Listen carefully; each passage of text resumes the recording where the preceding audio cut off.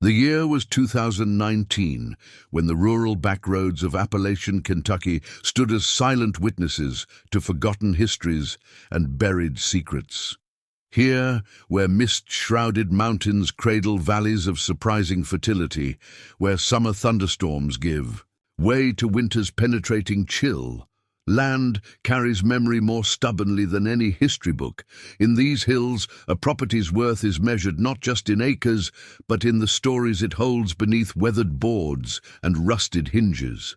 This is the extraordinary tale of Jessica Morgan, a Marine Corps veteran and single mother of 2 sons, whose desperate search for affordable housing would uncover a historical mystery that had lain dormant for over a century. And hidden beneath the dilapidated farmhouse she purchased with her life savings was a connection to Jesse Coleman, the most notorious outlaw the region had ever known. A discovery that would transform not just her family's future, but an entire community's understanding of its past. Before we jump in, tell us where you're tuning in from, and if this story touches you, make sure you hit that subscribe button, because tomorrow I've saved something extra special for you. March 2019 settled upon the Kentucky hills with the uncertain temperament that characterized the region's early spring, days of surprising warmth interspersed with bitter cold snaps that locals knew better than to trust. In the small town of Riversbend, residents moved with the practiced rhythm of generational knowing: when to plant, when to wait, how to read the capricious mountain weather in cloud formations that outsiders saw as merely decorative. Jessica Morgan stood on the cracked concrete steps of the county courthouse, clutching a manila folder containing paperwork that represented her most desperate gamble. At 34, her face retained the striking beauty that had turned heads during her military service. Those sleepless nights and financial stress had etched fine lines around her grey-blue eyes. Her dark hair, cut in a practical shoulder-length style that required minimal maintenance, was pulled back in a simple ponytail, and her posture still reflected the military bearing that 8 years in the Marines had instilled. Next to her stood her sons, 12-year-old Ethan, already showing the lanky height that would eventually match her own, and 8-year-old Miles, whose perpetual energy made standing still for any length of time a heroic achievement. Both boys watched their mother with a mixture of excitement and apprehension that mirrored her own conflicted emotions. "So it's officially ours now, Mom?" Ethan asked, his voice carrying the first hints of adolescent change as he stared at the folder in Jessica's hands. "It is," she answered, mustering a confidence she didn't entirely feel. 40 acres, a farmhouse, and a barn that's seen better days, all ours. What she didn't say aloud was how terrifyingly little remained in her bank account after this purchase. The property had been suspiciously affordable, sold at a county tax auction for less than a third of what comparable properties in the area commanded. The listing agent had been remarkably vague about its history, mentioning only that it had been abandoned for nearly a decade, following the previous owner's death and subsequent tax delinquency. "When can we see it again?" Miles bounced on his toes, his freckled face alight with the adventure of it all. "Right now," Jessica replied, ruffling his hair. "Let's go see our new home." Those words, "our new home," carried the weight of 3 years of transience following her medical discharge from the Marine Corps. 3 years of temporary apartments, of couch surfing with increasingly impatient relatives, of explaining to her boys why they couldn't put posters on walls or adopt a pet. 3 years of watching her savings dwindle as she struggled with the chronic pain that had ended her military career and complicated civilian employment. The drive to their new property took 20 minutes along increasingly narrow and winding roads that branched away from Riversbend's modest main street. Jessica's aging Ford Explorer navigated the bumpy terrain as she mentally catalogued what little she knew about their new home. Locals called it the Hargrove place, after the family that had owned it for generations, until the most recent death had apparently ended the lineage. Built sometime in the 1880s, the farmhouse had been expanded haphazardly over decades, resulting in an architectural hodgepodge that spoke of utility rather than aesthetics. As they turned onto the gravel driveway that cut through their newly acquired 40 acres, both boys pressed their faces against the windows. "Can we have chickens?" Miles asked excitedly. "And maybe goats," Ethan added, his previously cool demeanor cracking to reveal the child still present beneath his almost teenage exterior. "Let's focus on making the house livable first," Jessica answered, though she found their enthusiasm infectious.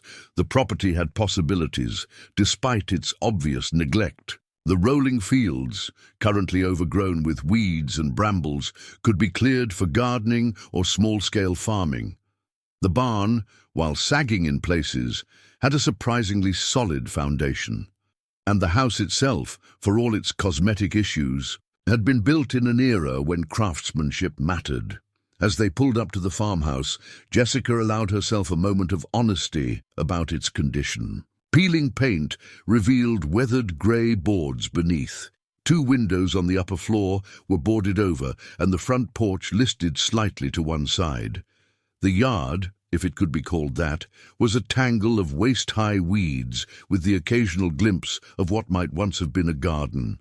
"It's a fixer-upper," she acknowledged as she parked the car, using the realtor's euphemistic term that didn't begin to capture the magnitude of work ahead. "It's awesome," Miles declared with 8-year-old certainty, already unbuckling his seatbelt. Ethan was more measured. "It needs a lot of work," he observed, though she detected excitement beneath his caution. "That it does," Jessica agreed, "but it's ours. No landlord, no temporary lease, just our place to make into whatever we want." As they stepped out of the car, the quiet of the countryside enveloped them, a stark contrast to the apartment complex. Near the highway where they'd spent the past 8 months. No traffic noise, no neighbors' televisions or arguments through thin walls. Just birdsong, the rustle of wind through still bare trees, and the distant sound of water. A creek that marked the property's eastern boundary according to the survey map. Jessica unlocked the front door, which groaned in protest as it swung inward. The musty smell of long-abandoned spaces greeted them. Dust, old wood, and the faint underlying scent of mildew. Sunlight filtered through grimy windows, casting patterns on worn wooden floors that had once been polished to a shine, but now bore the scuffs and scratches of decades of use. "We'll open all the windows," Jessica said, moving through the front room toward what appeared to be the kitchen. "Air it out and see what we're really dealing with."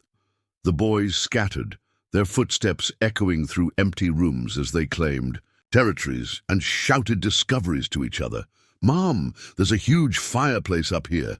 The bathtub has claw feet like in old movies." Jessica smiled despite herself. For all its dilapidation, the house had undeniable character.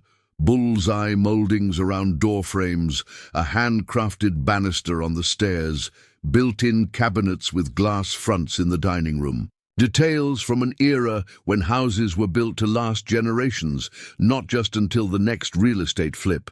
The kitchen, predictably, would need the most work. Outdated appliances from perhaps the 1970s, laminate countertops peeling at the edges, and linoleum flooring curling up at the corners. But the room was spacious, with large windows that would flood the space with light once properly cleaned. Jessica ran her hand along a countertop, leaving a trail in the dust. What had she gotten them into? The enormity of the project settled on her shoulders like a physical weight. Her VA disability payments and part-time bookkeeping job would cover the property taxes and basic utilities, but renovations would require creativity, sweat equity, and luck. She was still contemplating this when Miles's voice called from somewhere below. "Mom, there's another door down here. It's super heavy." Jessica frowned. The basement hadn't been part of their brief tour with the county agent. In fact, the agent had mentioned it was merely a cellar for food storage, accessible only from outside. She followed the sound of Miles's voice to a door off the kitchen pantry that she'd assumed was a broom closet.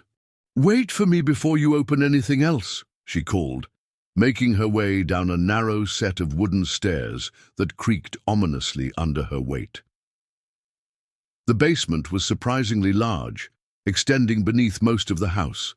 Unlike the dirt-floored, root cellars common in houses of this age, this space had been finished at some point: concrete floors, stone walls, and even some rudimentary electrical wiring, though no lights currently functioned. Miles stood by a heavy wooden door set into the far wall, his hands on an old-fashioned iron handle. "It's locked," he reported with disappointment, "or stuck." "Let me see," Jessica said, examining what appeared to be an unusually substantial door for an interior basement space. The wood was thick, reinforced with iron bands, and the handle mechanism looked more like something from a bank vault than a typical household door. "What do you think is behind it?" Ethan asked, having joined them in the basement, his voice carrying a hint of apprehension. "Probably just storage," Jessica answered practically, though the door's construction seemed excessive for storing preserves or potatoes. "We'll need some WD-40 for this handle. Put it on our growing shopping list." Before heading back upstairs, Jessica examined the basement more carefully. The stone walls were remarkably solid for their age, with none of the moisture issues common in older homes. One section of the wall featured a bricked-up archway, perhaps a coal chute or old entrance that had been sealed off during renovations. As they returned to the main floor, a knock at the front door startled all three of them. Through the dusty front window, Jessica could make out the figure of an older man standing on their porch. "You folks the new owners?" he called through the partially open door, his voice carrying the distinctive cadence of Appalachian Kentucky. Vowels stretched like pulled taffy, consonants softened by generations of mountain living. "We are," Jessica confirmed, stepping onto the porch. "Just closed on it today." The man nodded, removing his worn baseball cap to reveal a fringe of white hair around a sun-weathered bald spot. "Walter Simmons," he introduced himself. "Own the property that borders yours to the north. Thought I'd come introduce myself, seeing as we're going to be neighbors." Jessica shook his offered hand. "Jessica Morgan. These are my sons, Ethan and Miles." Walter Simmons studied them with undisguised curiosity. "Military?" he asked, gesturing vaguely toward Jessica. "Marines," she confirmed. "Medical discharge 3 years ago." Something in his expression shifted, not quite approval, but a certain reassessment. "My youngest was Army, 2 tours in Afghanistan." The shared understanding of military service, of sacrifice, and the challenges of reintegration created an immediate, if tenuous, connection. "Wouldn't have expected anyone to buy this place," Walter continued, glancing past them at the house.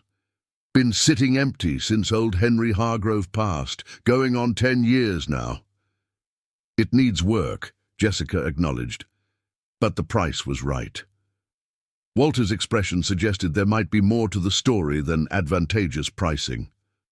"Folks around here tend to give this property a wide berth," he said carefully. "History to it that makes some uncomfortable." Jessica felt a flutter of unease. What kind of history? Walter seemed to consider how much to share with these newcomers. "Most of it's just talk," he finally said. "Every old house in these hills has stories attached. But this one," he trailed off, then appeared to make a decision. "You might want to look into the name Coleman, Jesse Coleman." The name meant nothing to Jessica, but Walter said it with the weight of someone referencing a figure everyone should recognize. "Should I know who that is?" she asked. Walter shook his head. "Not unless you're up on local history from the 1890s. Outlaw, bank robber. Some say worse. Had connections to this property way back when." He placed his cap back on his head. "Anyway, not my place to fill your heads with old stories. Just wanted to welcome you and Let you know if you need anything. My place is the white farmhouse you can see from your north field, about half a mile as the crow flies." As Walter turned to leave, Jessica called after him, "Mr. Simmons, is there something specific we should know about this house? Any concrete reason people avoid it?" He paused, then turned back. "Nothing concrete, no. Like I said, just stories. But if I were you, I'd be curious about that door in the basement, the one that's always locked." With that unsettling parting comment, he walked to an aging pickup truck parked at the edge of their driveway. Jessica watched him drive away, a chill that had nothing to do with the March air settling over her. She turned to find both boys watching, her with wide eyes. "Is our house haunted?" Miles asked, somewhere between frightened and thrilled at the prospect. "No," Jessica replied firmly. "It's just an old house with an old history, like Mr. Simmons said. Every place has stories." But as they continued exploring their new home, Walter's words about the basement door lingered uncomfortably in her mind. What had he meant about it? Always being locked? Had he been inside this house before? And who was Jesse Coleman, whose name he'd mentioned with such significance? That night, after unloading the essentials they'd brought with them, air mattresses, sleeping bags, a couple of camping lanterns and basic necessities, Jessica sat on the front porch steps while the boys settled into their sleeping bags, in what would eventually become their bedrooms. The house had electricity, but no furniture yet. That would come with the moving truck in 2 days. The night was clear, stars visible in numbers she'd forgotten existed when viewed away from city lights. The silhouettes of surrounding mountains created a protective ring around their valley, and the occasional call of a distant owl punctuated the cricket symphony. Jessica pulled out her phone and searched for Jesse Coleman, Outlaw, Kentucky. Results were sparse but intriguing. A few mentions in historical articles about post-Civil War banditry in the region. A paragraph in a book about Appalachian history describing him as the most elusive of the mountain outlaws, whose infamous gang terrorized banks and trains throughout Kentucky and Tennessee from 1888 to 1893. One link led to a local historical society page that featured a grainy black-and-white photograph of a stern-faced man with a full beard and penetrating eyes. The caption read, "Jesse Coleman, 1855-1893, leader of the Coleman gang." Question mark indicates uncertainty about date of death, as his body was never recovered following the Stillwater Bank shootout of 1893.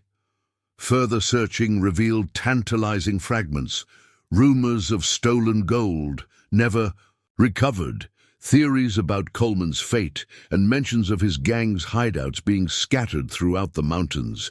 Nothing specifically connected him to this property, but the regional proximity made Walter's reference plausible. As Jessica scrolled through these historical snippets, a notification appeared on her phone. Battery at 15%. With no furniture and minimal unpacking done, she hadn't yet located all the power outlets or set up charging stations. She put the phone away, making a mental note to continue her research tomorrow. Standing, she took one last look at the starlit landscape that was now theirs. Despite Walter's cryptic warnings and the house's obvious challenges, a sense of rightness settled over her. After years of drifting, they had a place to call their own. Whatever mysteries or difficulties it contained, they would face them together. Before heading inside, Jessica noticed something peculiar about the overgrown field to the east of the house. In the moonlight, a section of the ground appeared to follow too straight a line to be natural, a subtle depression running from near the house toward the tree line in the distance. It might be nothing, an old fence line perhaps, or a drainage ditch. But combined with the unusually substantial basement door and Walter's comments, it piqued her curiosity. Tomorrow would bring the first full day of work on their new home. Cleaning, planning renovations, assessing priorities. But somewhere between the practical tasks of homemaking, Jessica decided she would make time to investigate the locked basement door and whatever secrets it might be guarding. Dawn broke over the Morgan family's first full day at the Hargrove farm, with a gentle pink light that softened the property's rough edges. Jessica woke early, her body still programmed to Marine Corps rhythms despite the years of civilian life. She slipped quietly past her sleeping sons and made her way downstairs, pausing at windows to assess their new domain in morning light. The house's flaws were more apparent by day, water stains on the ceiling, gaps in window frames that would leak precious heat, floorboards that needed securing. But the golden sunrise illuminated possibilities too. The kitchen's east-facing windows would make it naturally bright all morning. The front porch, once repaired, would offer a perfect view of sunset behind the distant ridge. Jessica had spent most of her adult life adapting to circumstances beyond her control. Military deployments, her husband's abandonment during her second pregnancy, the injury that had forced her medical discharge, and the financial precarity that followed. This property represented her first real opportunity to shape her environment rather than simply endure it. Armed with a notepad, she began methodically documenting each room's issues and priorities. The previous owner's belongings had been mostly cleared out by the county, but odd items remained. A broken rocking chair in the attic, chipped dishware in kitchen cabinets, tools hanging in the barn, whose purposes she could only guess at. These fragments of past lives seemed to whisper stories Jessica couldn't quite hear. By mid-morning, the boys were awake and full of energy. Jessica set them to work, opening windows and clearing cobwebs while she tackled the kitchen. Years of accumulated grime yielded to hot water and determination. Beneath the dirt, the porcelain sink proved intact, and the ancient cast-iron stove, while outdated, showed no significant damage. "Mom, look what I found," Miles called from the front room where he'd been dusting windowsills. He proudly held up a tarnished brass key about 4 inches long with an ornate handle. It was taped to the back of this picture frame. Jessica examined his discovery. An old-fashioned skeleton key, significantly larger and more substantial than those typically used for interior doors of the period. The photograph it had been hidden behind showed a stern-faced couple standing in front of what she recognized as a younger version of their house, perhaps from the early 1900s. "Good eye, buddy," she praised, turning the key over in her hand. Something about its weight and design triggered a thought. "I wonder—" "The basement door," Ethan exclaimed, verbalizing her exact thinking. The three of them hurried downstairs, flashlights in hand since the basement remained without working lights. The heavy door stood as they'd left it yesterday, imposing and immovable. Jessica inserted the key into the ancient lock, surprised when it slid in perfectly. Despite initial resistance, the mechanism turned with a resonant click that echoed through the basement. Jessica hesitated, suddenly aware that they had no idea what might lie beyond. "Stand back, boys," she instructed, positioning herself between them and the door. Years of military training had instilled caution about unknown spaces. She pulled the door open slowly, its weight requiring significant effort despite well-oiled hinges that suggested occasional use even during the house's abandonment. The beam of her flashlight revealed not the storage closet she had expected, but a tunnel, man-made, reinforced with timber supports and extending into darkness beyond the reach of her light. "Whoa!" breathed Ethan, peering around her shoulder. "It's like something from a movie." Jessica's mind raced through possibilities. Root cellars were common in old farmhouses, but an actual tunnel suggested purpose beyond food storage. The construction appeared professional rather than makeshift. Someone had invested considerable time and expertise in its creation. "Can we explore it?" Miles asked, practically vibrating with excitement. Not today, Jessica replied firmly. Despite her own curiosity, we need proper lighting and to make sure it's structurally sound first. Military experience had taught her about the dangers of unsecured tunnels, collapse, bad air, unexpected drops. She closed and locked the door, pocketing the key. Let's focus on making the house livable. The tunnel mystery will have to wait. Their work continued through the day, interrupted only by a quick trip into town for cleaning supplies and basic groceries. Riversbend proved to be a tiny community, one main street with essential businesses clustered together. The general store doubled as a hardware supplier, and its proprietor, a woman in her 60s named Gladys Hennison, regarded Jessica with open curiosity. "You're the one who bought the Hargrove place," she stated, rather than asked as she rang up Jessica's purchases. It wasn't a question. "News travels fast," Jessica observed. Gladys snorted. "Town this size, someone sneezes on Monday, and by Tuesday we're arguing about whether it's allergies or a cold." She studied Jessica appraisingly. Not many would take on that property, especially not a woman alone with children.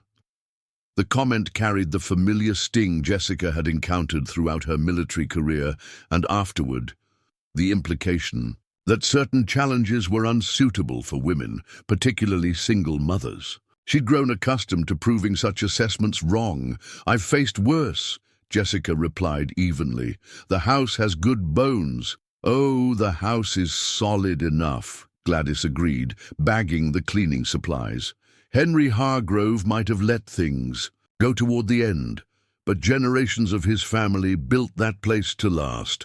It's the other matters that give folks pause." Jessica debated whether to engage or simply pay and leave. Curiosity won. Would these other matters have anything to do with Jesse Coleman? The effect of the name was immediate. Gladys's hands stilled, and her expression shifted from casual curiosity to something more guarded. "You've been talking to Walter Simmons." "I see. He mentioned the name, said it had historical connections to the property." Gladys resumed bagging items, her movements deliberate.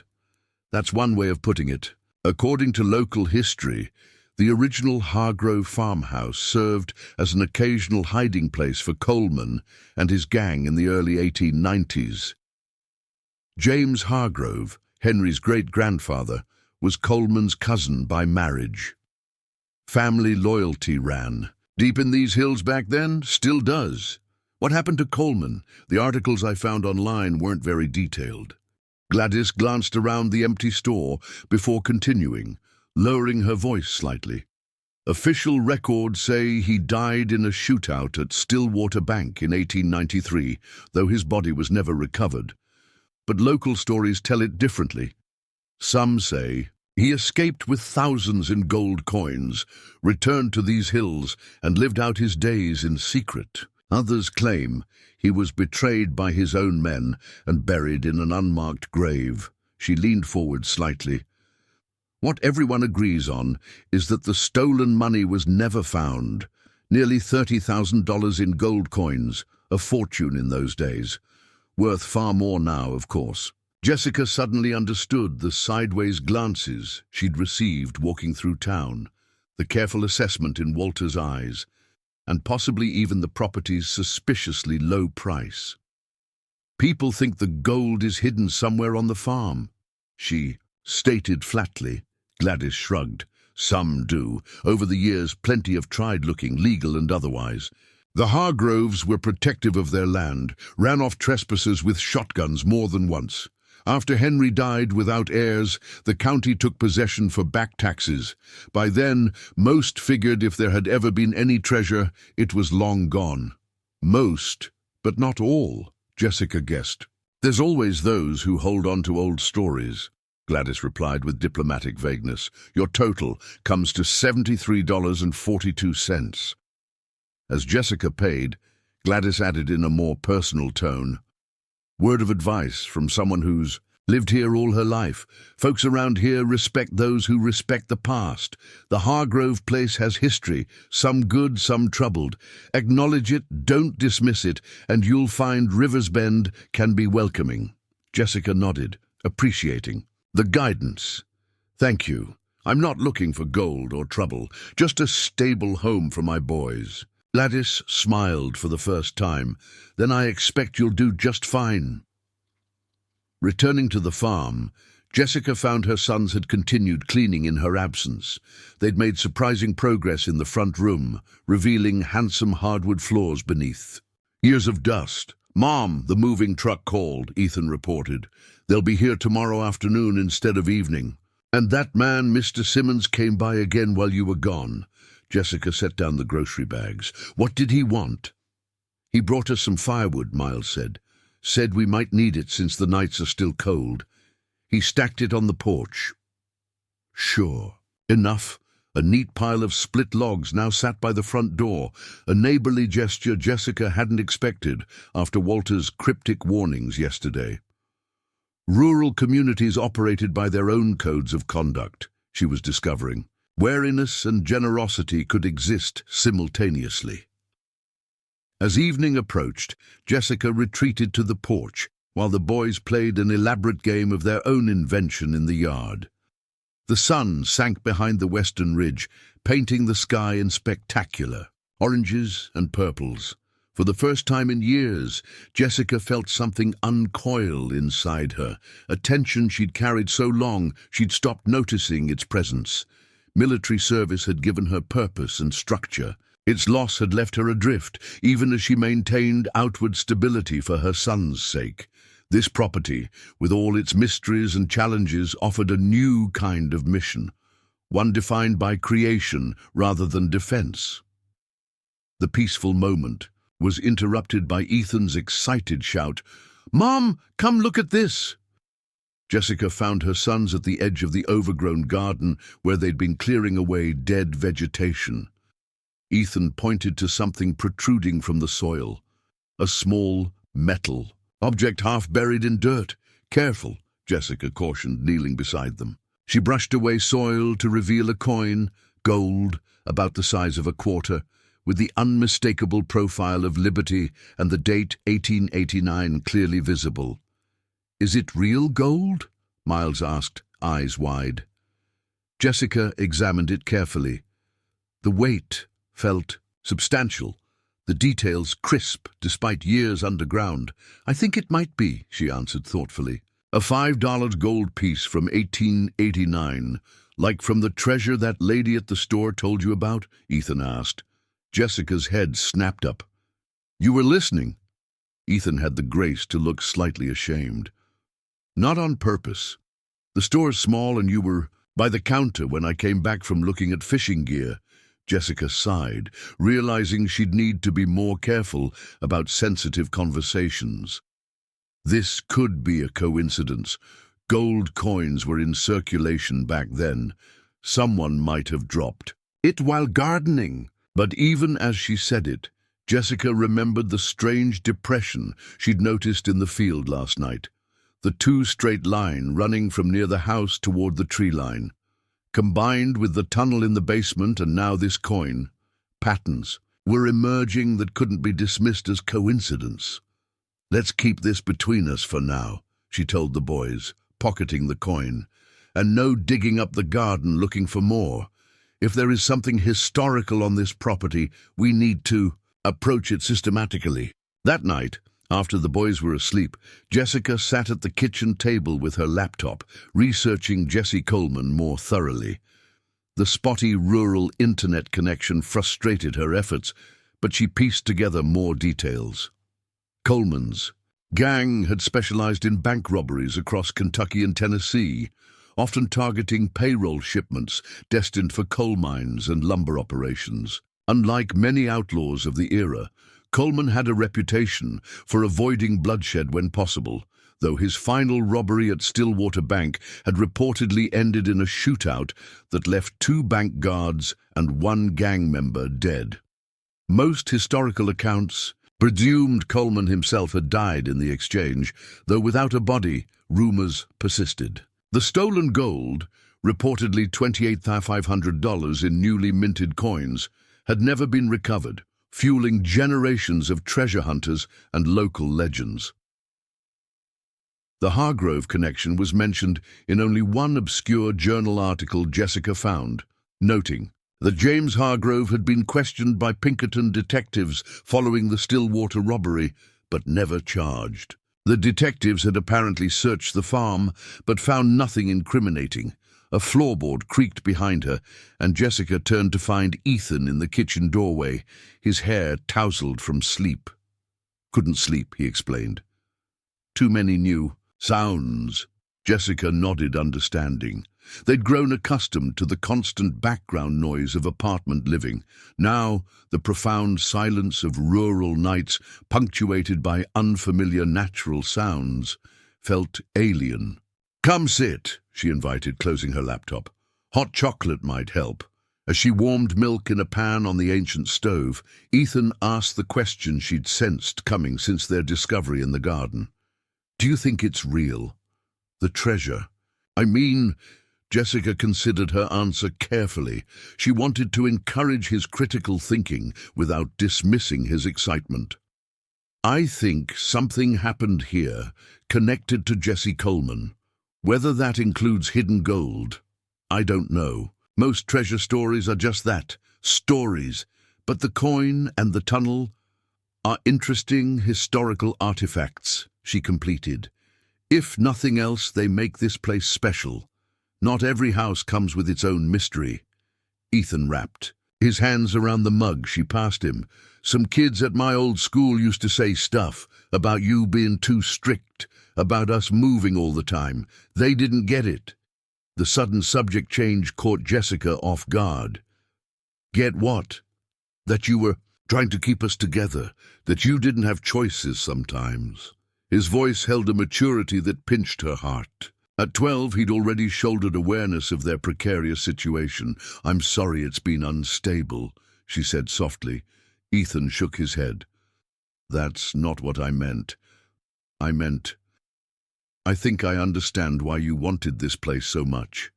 Even with all the work it needs, it's ours." Jessica reached across the table to squeeze his hand. "Yes, no matter what, this is our home now." After Ethan returned to bed, Jessica found herself drawn back to the basement. Flashlight in hand, she descended the creaking stairs alone, her military training making her hyper-aware of each sound. In the darkness, the heavy door yielded to the key, revealing the tunnel entrance once more. Standing at the threshold, she shone her light into the darkness, noting details missed earlier. The tunnel's construction showed expertise, not a crude excavation, but a professionally engineered passage. The timber supports remained remarkably sound despite their age, suggesting occasional maintenance even after their original purpose had ended. Jessica didn't enter. Exploring alone would be foolish, but her training and tactical assessment told her this was no simple root cellar or storage extension. This had been built for clandestine movement, perhaps to allow entrance and exit unseen from the main house. As she locked the door and pocketed the key once more, Jessica's mind turned over the day's discoveries. A gold coin from 1889, a hidden tunnel, local legends of stolen bank money never recovered, and a farm mysteriously abandoned, sold for a fraction of its value despite its substantial acreage and structurally sound buildings. Tomorrow, the moving truck would arrive with their belongings, formally beginning their life here. Jessica knew she should focus on practical matters, unpacking, organizing, continuing repairs. But as she climbed the stairs back to the main floor, she knew the mystery of Jesse Coleman and his connection to their new home wouldn't simply fade into historical footnote. The Hargrove farm had chosen them as much as they had chosen it. Whatever secrets lay buried in its soil or hidden beyond that heavy basement door, Jessica sensed they were now inextricably part of her family's story. The moving truck arrived shortly after noon, grinding up the gravel driveway with the mechanical protest of a heavy vehicle on rural roads. Jessica stood on the porch watching its approach, a mixture of relief and anxiety washing over her. The arrival of their belongings marked a point of no return, the concrete beginning of their life. At the Hargrove farm, two movers jumped down from the cab, surveying the property with the practiced assessment of men who'd seen every type of home. The older one, a weathered man in his 50s who introduced himself as Ray, glanced at the house, then back at Jessica. "Quite a project you've taken on, Mom," he observed, not unkindly. "One room at a time," Jessica replied with the pragmatism that had carried her through deployments and medical rehabilitation. Ray nodded appreciatively at her attitude. "Smart approach. Seen folks burn out trying to fix everything at once." He gestured toward the truck. "Where do you want us to start?" For the next 3 hours, furniture and boxes flowed into the house, gradually transforming empty rooms into living spaces.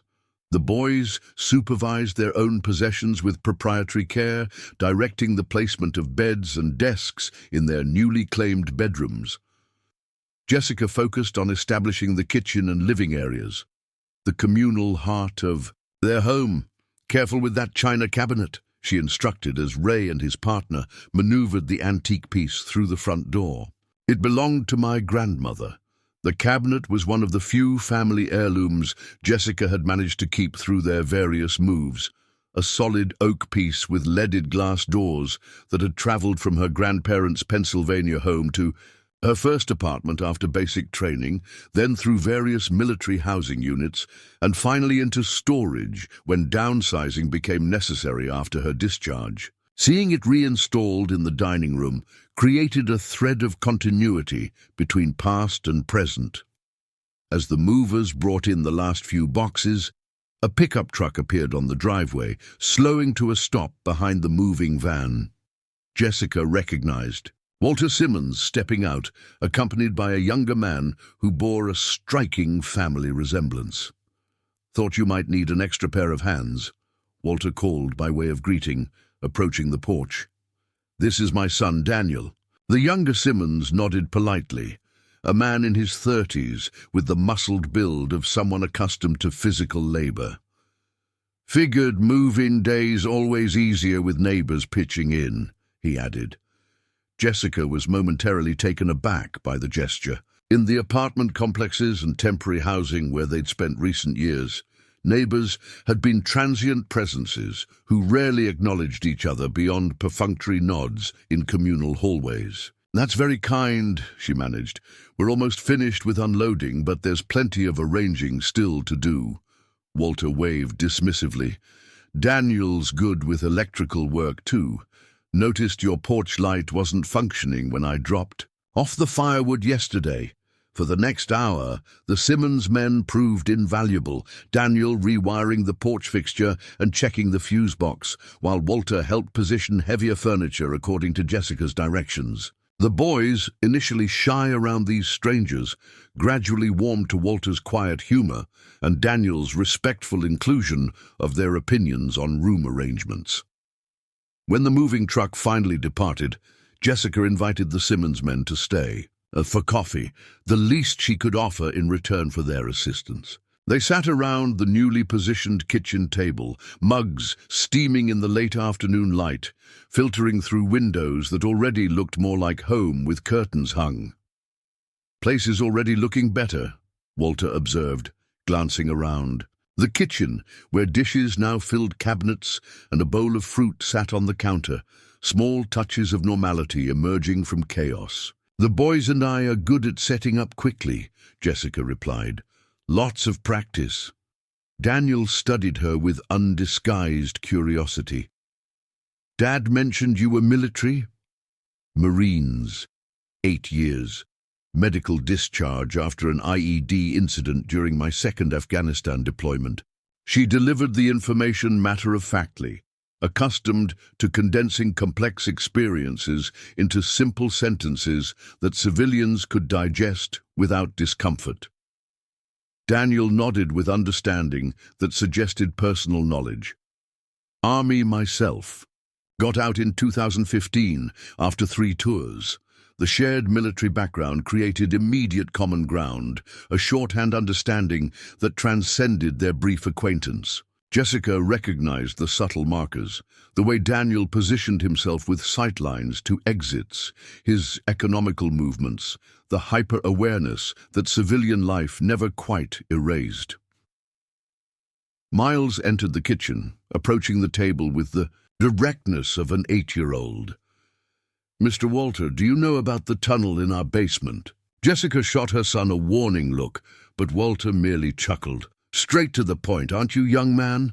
"Miles, we agreed that was family business for now," Jessica reminded him quietly. Walter set down his coffee mug. "No harm done. And tunnel's hardly a secret to folks who've been around here a while. Henry Hargrove showed it to me years ago when we were both younger men." Jessica's surprise must have shown on her face because Walter continued, "Our families go back generations in this valley. Henry and I weren't close friends. He kept to himself mostly, but neighboring farms developed their own kind of relationships. Over time, shared equipment, help during harvests, that sort of thing." Daniel leaned forward slightly. "You found the key, then?"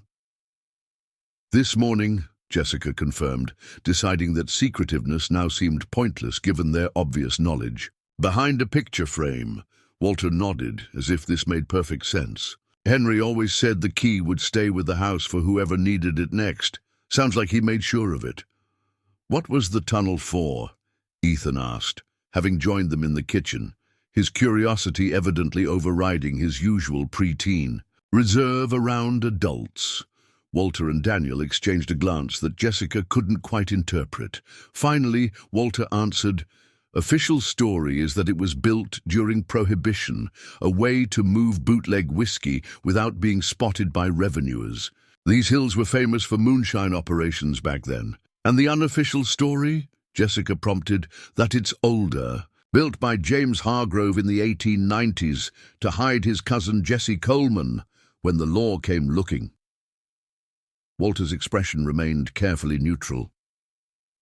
"But old houses collect stories like they collect dust, thicker with each passing year, and not always based on fact."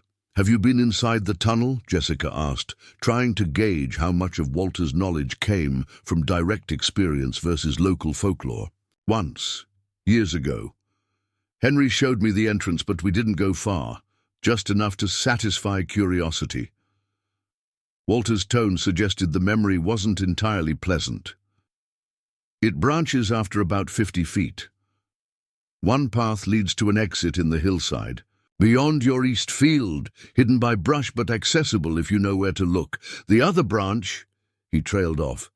"The other branch what?" Ethan asked, fully engaged now. "Leads deeper under the property. Henry wouldn't go that way, said it wasn't safe. Cave-ins and bad air were his explanation." Jessica processed this information, comparing it to her own observations of the tunnel entrance. "But you don't believe that's the real reason?" Walter shrugged. "Not my place to speculate. Henry was protective of family privacy. Some things Hargroves kept to themselves across generations." The conversation shifted to more practical matters, recommendations for local contractors, suggestions for winter preparations, the idiosyncrasies of rural power outages. By the time the Simmons men departed, dusk was settling over the farm, transforming windows into rectangles of warm light against the deepening blue of evening. Jessica stood on the porch, watching their pickup disappear down the driveway, mulling over the afternoon's revelations. Walter's casual knowledge of the tunnel confirmed it wasn't merely a secret feature known only to the Hargrove family. Yet his careful avoidance of direct statements about what might lie along the unexplored branch suggested boundaries around certain topics, boundaries that even decades of neighboring proximity hadn't erased. Back inside, the house felt different. With their possessions in place, photographs on mantels, books on shelves, the accumulated small treasures that defined their family's history now integrated with the Hargrove farm's existing character. The boys had already adapted to the space with the resilience of youth, bickering amiably about bathroom schedules and exploring the peculiarities of ancient plumbing. After dinner and showers, Jessica found them in Ethan's room, poring over a county map they'd discovered in one of the moving boxes. "We're trying to figure out where the tunnel might come out," Ethan explained as she joined them. "Mr. Walter said it exits in the hillside beyond the east field." Jessica studied the topographical map where they'd already marked the approximate location of the house and surrounding features. Smart thinking. But exploring that tunnel isn't on tomorrow's agenda. We've got unpacking to finish, and I need to check out the local school for your enrollment next week. "But Mom," Miles began, his expression transitioning to the pleading look that sometimes worked on less important matters. "No buts," Jessica replied firmly. "Unknown tunnels aren't playgrounds. If and when we explore it, we'll do it properly, with better lighting, proper equipment, and a plan." Later that night, after the boys were asleep in their own beds for the first time in their new home, Jessica continued unpacking in her bedroom. The familiar routine of organizing belongings brought comfort, creating order from the chaos of boxed possessions. She'd just finished arranging books on a small shelf when she noticed a leather-bound volume she didn't recognize. Pulling it out, she found not a book but a journal, old, the leather cracked with age, its pages yellowed and slightly brittle. Opening it carefully, she discovered handwritten entries dating back to 1890, the flowing script characteristic of an era when penmanship was considered an essential skill. The first page bore the simple inscription, "James Hargrove, Private." Accounts. Jessica sat on the edge of her newly made bed, turning pages with increasing fascination. The journal contained no dramatic confessions or treasure maps, primarily farm records, weather observations, and financial notations. Yet between mundane entries about crop yields and equipment purchases, occasional references caught her attention. April 18th, 1890. J.C. arrived near midnight, stayed in the back room. Elizabeth brought food but asked no questions. Better that way. September 3rd, 1890, finished the improvements to the root cellar. J.C. provided funds from his recent business venture, told Elizabeth it was a loan from the bank in Lexington. The less she knows, the safer she remains. June 12th, 1891. 3 men claiming to be cattle buyers came to the farm today. Asked too many questions about the property layout, J.C. says Pinkertons sometimes travel under such pretenses. Must be more cautious. The entries continued sporadically until a final notation dated October 2nd, 1893. Just days after the Stillwater bank robbery mentioned in the historical accounts, J.C. arrived badly wounded. Dr. Williamson attended him in secrecy. The cargo secure in the secondary location. Told no one but Margaret, who will keep accounts in my absence. If I do not return, she knows what must be done. The journal ended there, with many blank pages following the final entry. Jessica checked the inside back cover and found a small notation in different handwriting. Journal of James Hargrove, my grandfather, continued by Margaret Hargrove, 1893, 1897. Private family record not for public knowledge. Jessica's mind raced with implications. The journal confirmed the family connection between the Hargroves and Jesse Coleman, referred to only as J.C. in these careful entries. It mentioned a cargo, likely the stolen gold, and a secondary location distinct from the farmhouse itself. Most intriguingly, it suggested that James Hargrove had left the farm after helping his wounded cousin, perhaps accompanying Coleman in his escape from authorities. The question of how this journal had appeared among her own books remained puzzling. It hadn't been there when they'd packed their belongings in the apartment. Someone must have placed it there during the moving process. But who? The movers had no obvious connection to the property. Walter and Daniel Simmons had been present. but she'd watched them carefully during their assistance with the furniture. Jessica returned to the opening inscription, studying it more carefully. Below James Hargrove, private accounts, was a faded pencil edition in a different hand, entrusted to each Hargrove generation, passed to the next proper guardian when the time comes. The implication was clear. Someone believed she or her sons represented the next proper guardian of this historical record. Someone had deliberately ensured the journal would come into their possession. A floorboard creaked in the hallway. Jessica looked up to find Ethan standing in her doorway, his expression troubled. "I heard something outside," he said quietly. "Like someone walking around the house." Jessica's military instincts immediately heightened. "Stay here," she instructed, moving quickly to her closet where she retrieved the lockbox containing her service pistol. Checking that it was loaded, she moved toward the stairs, listening intently. The old farmhouse creaked and settled naturally, but beneath those familiar sounds she detected what Ethan had heard, the distinctive crunch of footsteps on gravel, moving with deliberate stealth around the perimeter of the house. Taking a position at a darkened window overlooking the side yard, Jessica carefully peered out. The nearly full moon provided enough illumination to reveal a figure moving along the edge of the garden, stopping occasionally as if searching for something.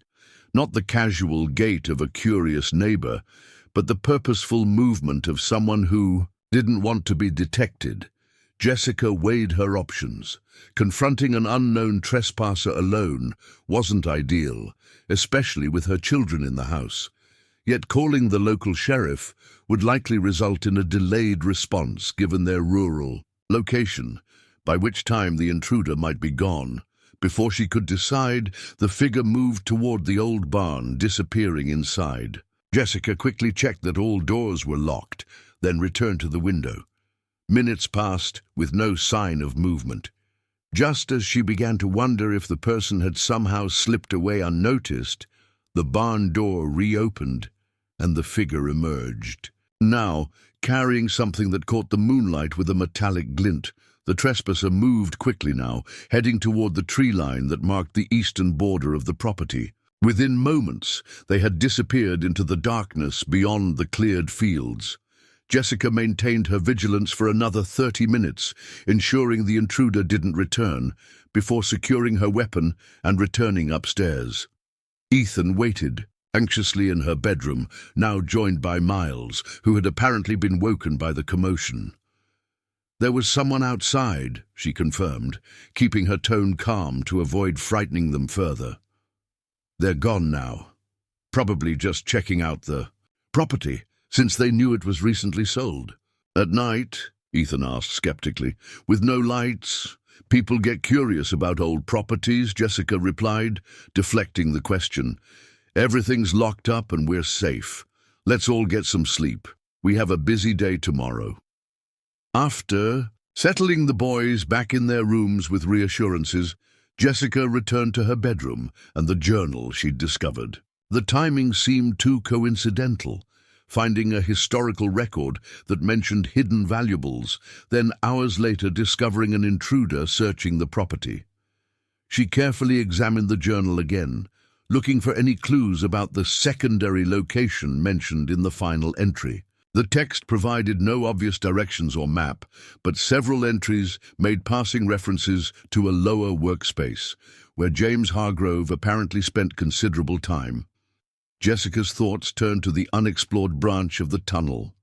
The one Walter Simmons had mentioned with careful ambiguity, local legends of hidden gold, a mysterious tunnel with a branch that even the property's owner had allegedly avoided, and now an intruder searching the grounds under cover of darkness. The connections seemed increasingly difficult to dismiss as coincidence. She placed the journal in her bedside drawer, her mind still processing its revelations and their potential connection to the trespasser. Tomorrow she would need to secure the property better, perhaps invest in motion-activated lights and consider other security measures. Rural isolation offered privacy, but also vulnerability. As she finally settled into bed, The century-old words from James Hargrove's journal echoed in her thoughts. The cargo secure in the secondary location. Somewhere on this property, if the journal could be believed, lay hidden valuables that had remained undiscovered for over a century, valuables significant enough that people might still search for them under cover of darkness. Jessica's last thought before drifting into sleep was that the Hargrove farm had chosen them for reasons she was only beginning to understand. The gold coin, the tunnel, the journal, these weren't random discoveries, but breadcrumbs on a trail laid long ago, waiting for the right person to follow where they led. Morning arrived with the insistent crowing of a neighbor's rooster and sunlight streaming through curtains Jessica hadn't yet had time to properly hang. She'd slept fitfully, her dreams filled with underground passages and shadowy figures searching through moonlit fields. Military habits die hard. Despite her restless night, she was up before the boys, moving quietly through the farmhouse that still felt more like a temporary shelter than a home. Coffee in hand, Jessica circled the property's perimeter, searching for evidence of the previous night's intruder. In the soft light of early morning, the farm appeared peaceful, almost idyllic, mist rising from the distant creek, dew glistening on overgrown fields. Nothing seemed disturbed or out of place until she reached the barn. The ancient structure stood as it had yesterday, weathered boards, silver-grey with age, roof sagging slightly toward the eastern corner. But the heavy wooden door, which Jessica distinctly remembered closing after their initial exploration, stood partially open. She approached cautiously, senses heightened, as they had been during night patrols in Afghanistan. Inside, morning light filtered through gaps in the roof, creating dusty beams that illuminated the barn's interior. Old farm implements hung from pegs along the walls. Scythes, pitchforks, hand plows from an era before mechanization. Stalls that once housed horses or cattle lined one side, while the opposite wall featured a rudimentary workbench beneath a row of clouded windows. Jessica surveyed the space carefully, noting subtle signs of disturbance. Boot prints in the dust-covered floor, a hayloft ladder positioned differently than she remembered, a metal toolbox left open when she was certain it had been closed during their initial inventory. Moving to the workbench, she examined the area more closely. Something had been removed, the outline of a rectangular object visible in the dust where nothing now sat. A tool, perhaps, or some piece of farm equipment the trespasser had deemed valuable. "Mom!" Miles's voice called from outside. "Where are you?" "In the barn," she replied, giving the interior one final scan before joining her son in the yard. Miles stood in Batman pajamas, his hair tousled from sleep, clutching a piece of paper. "Someone left this on the porch," he said, holding it out to her. "It was stuck under the door when I came down for breakfast." Jessica took the folded paper, an uneasy feeling settling in her stomach. Opening it revealed a handwritten note in angular, slashing script. "The Hargrove place has history better left undisturbed. Sell now while you can still profit. Some treasures. Carry too high a price. No signature, no identifying marks, just a vague warning that could be interpreted as either genuine concern or veiled threat." "What does it mean?" Miles asked, having obviously read the message before bringing it to her. Jessica folded the paper carefully, tucking it into her pocket. "It means someone has opinions about our new home that they're entitled to keep to themselves," she replied, with more confidence than she felt. "Come on, let's get breakfast started. We have a lot to do today." Throughout the morning, Jessica kept the note to herself, not wanting to alarm Ethan, who was already processing his own anxiety about the nighttime intruder. Instead, she channeled their energy into continued unpacking and organization, establishing normalcy through routine, while her mind worked through implications and possibilities. Shortly before noon, as they were clearing space in the overgrown garden for potential spring planting, The sound of an approaching vehicle drew their attention. A white SUV with Riversbend Historical Society emblazoned on its door pulled into the driveway, and a woman, perhaps in her early 60s, emerged, her silver-streaked dark hair pulled back in a neat bun. "You must be Jessica Morgan," she called, by way of greeting, approaching with an outstretched hand. "I'm Eleanor Whitmore, director of our local historical society. I hope you don't mind the unannounced visit, but news travels fast in small towns." Jessica shook the offered hand, noting the woman's firm grip and direct gaze. "Word, certainly. Seems to get around," she agreed, maintaining a neutral tone while assessing this unexpected visitor. Eleanor smiled, her eyes crinkling at the corners. "When someone purchases the Hargrove property after it sat vacant for so long, it naturally generates interest, especially someone from outside our community." There was something in her phrasing, a subtle emphasis on outside, that raised Jessica's guard slightly. "We're settling in just fine," she replied, "though there's plenty of work ahead." "I can imagine," Eleanor agreed, glancing toward the house with an appraising eye that seemed to catalogue every peeling board and sagging eave. The Hargrove place was quite grand in its day, one of the oldest homesteads in the county, in fact, which is why I've come.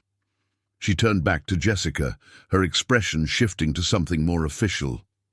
"Part of our historical society's mission is documenting and preserving significant local properties. We'd love the opportunity to photograph and catalogue the architectural features of your home for our archives, if you'd permit it." It seemed a reasonable request on the surface, the kind of local cultural documentation that occurred in small communities across America, yet coming so soon after the nighttime intruder and the warning note, Jessica found herself hesitant. "That's an interesting project," she acknowledged, "though we're still in the midst of unpacking and making basic repairs. Perhaps when we're more settled?" A flicker of disappointment crossed Eleanor's face before her professional smile reasserted itself.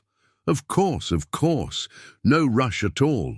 Though I should mention that we can provide significant resources for homeowners of historical properties, grants for restoration, tax benefits for maintaining original features, that sort of thing." She reached into her bag, extracting a business card and a brochure. "When you're ready, just give me a call. The Society maintains extensive records on the Hargrove family and their property. We might even have information that would help with your renovation decisions." Jessica accepted the materials, her interest genuinely piqued, despite her caution. "The Hargrove family history. Does that include information about their connection to Jesse Coleman?" The question landed with visible impact. Eleanor's carefully maintained expression faltered momentarily, surprise and something sharper flickering across her features before she regained composure. "You've been doing your research," she observed, her tone noticeably cooler. "Yes, our archives include documentation of that unfortunate association. James Hargrove's family connection to Coleman created considerable difficulties for them after the Stillwater incident." "Unfortunate," Jessica echoed. "That's an interesting characterization for what seems to be a significant piece of local history." Eleanor's smile tightened.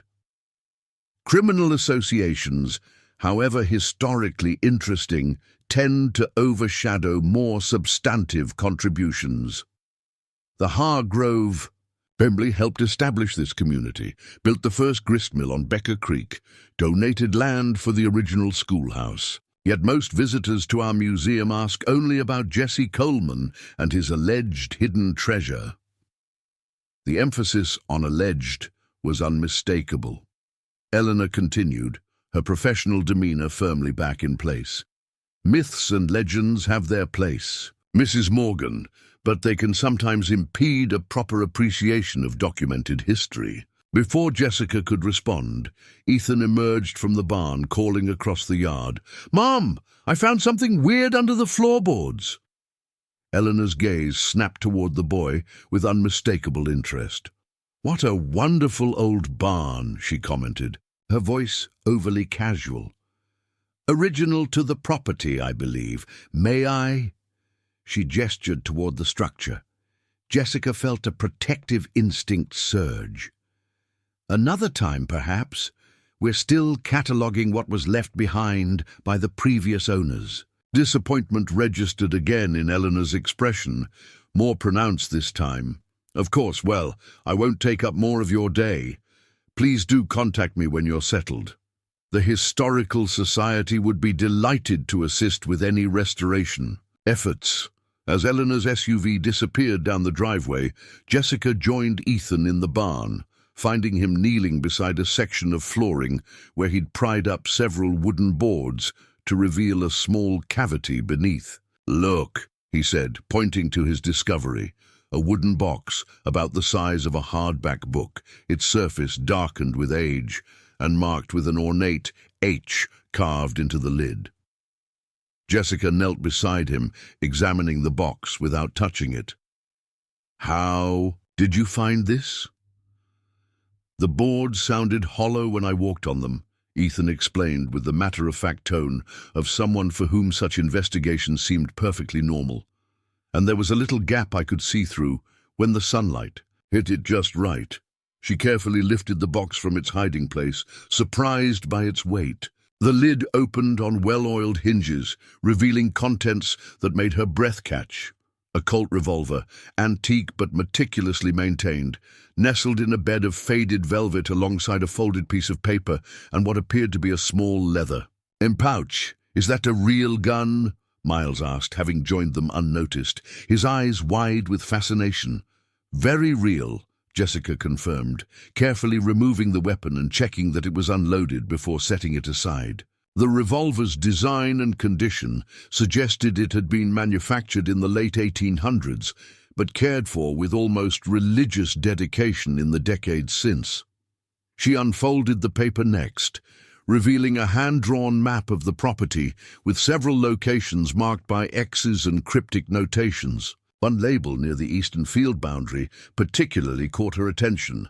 "Secondary entrance, maintained spring 1920 by W.H."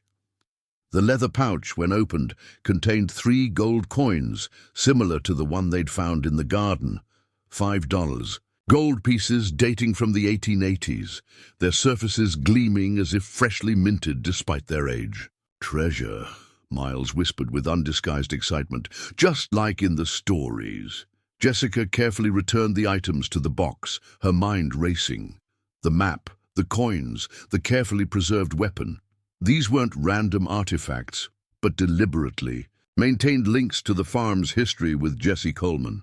Most significantly, the maintenance date of 1920 suggested that knowledge of and access to the secondary entrance had continued decades after Coleman's disappearance.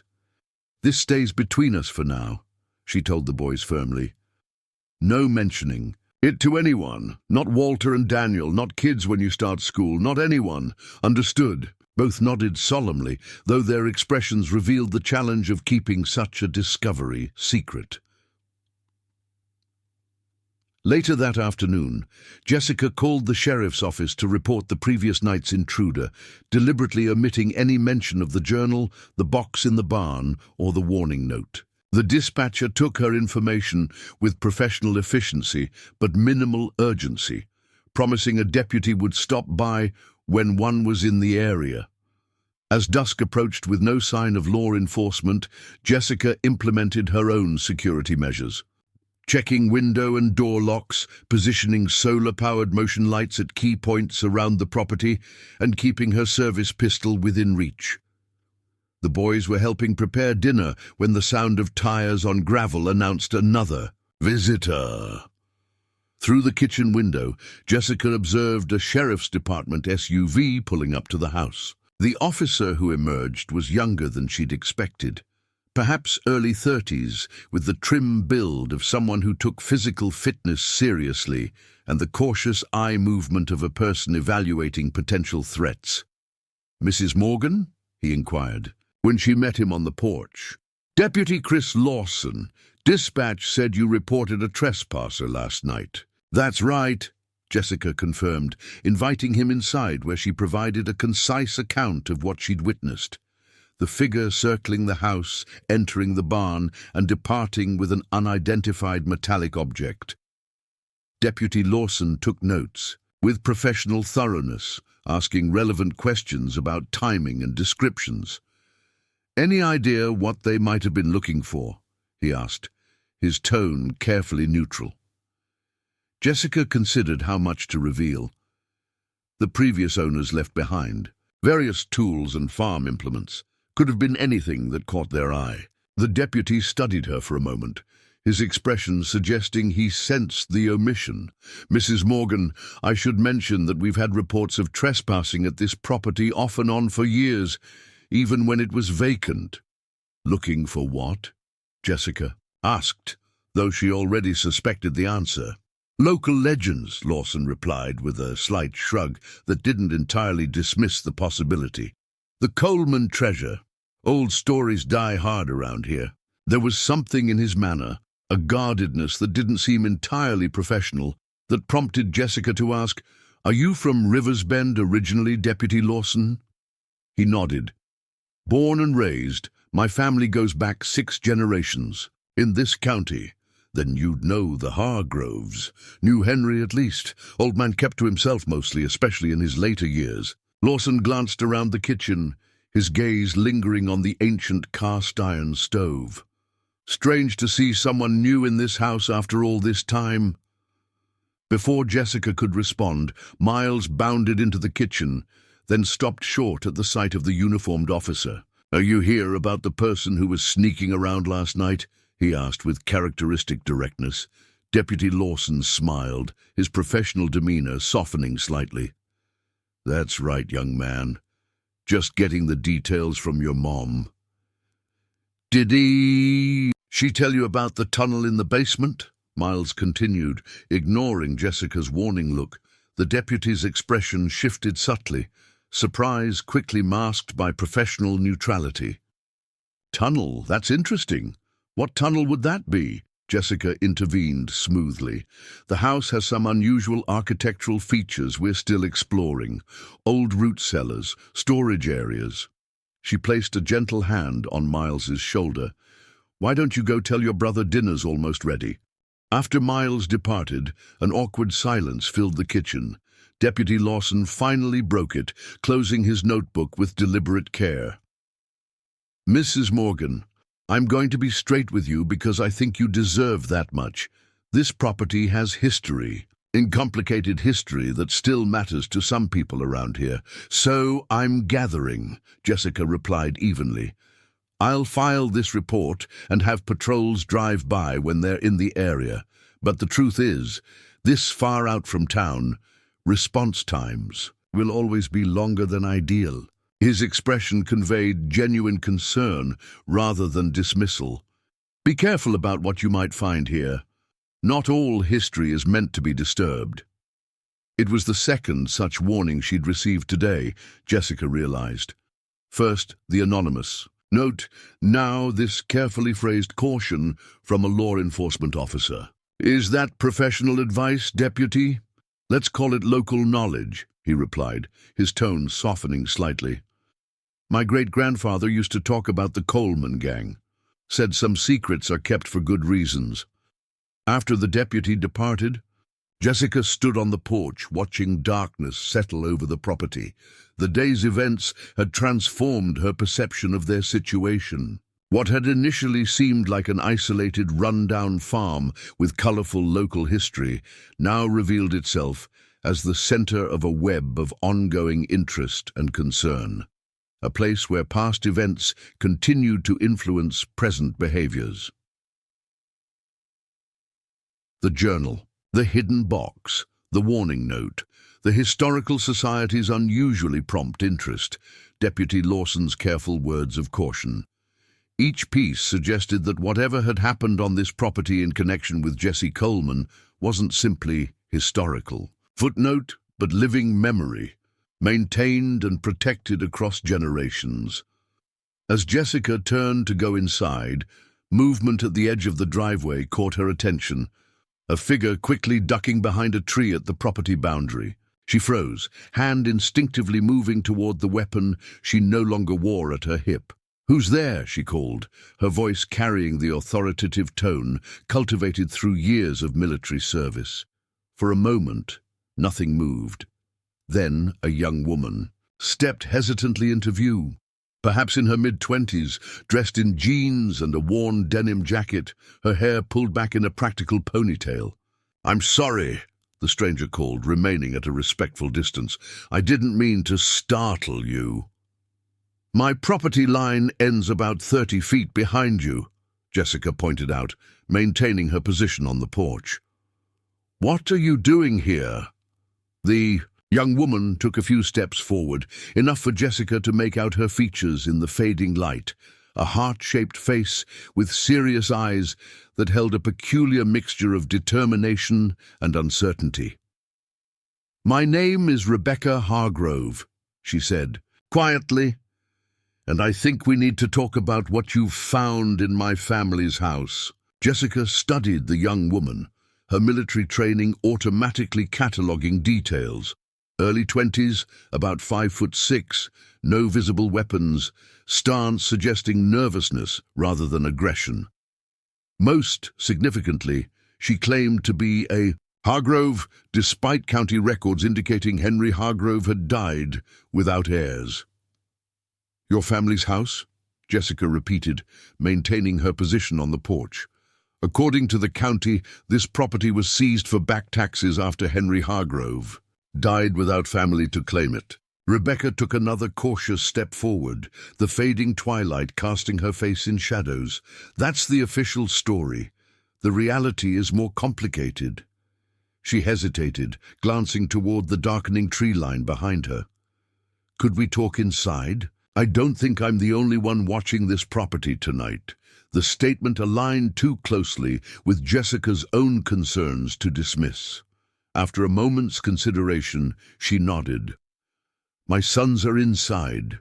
If this is some kind of trick, it's not." Rebecca interrupted quickly. "I just need to explain some things. Things about the house, about my family, about what you might have found." Jessica led her into the kitchen, where the remains of dinner still sat on the table. The boys looked up from their plates with undisguised curiosity at the stranger following.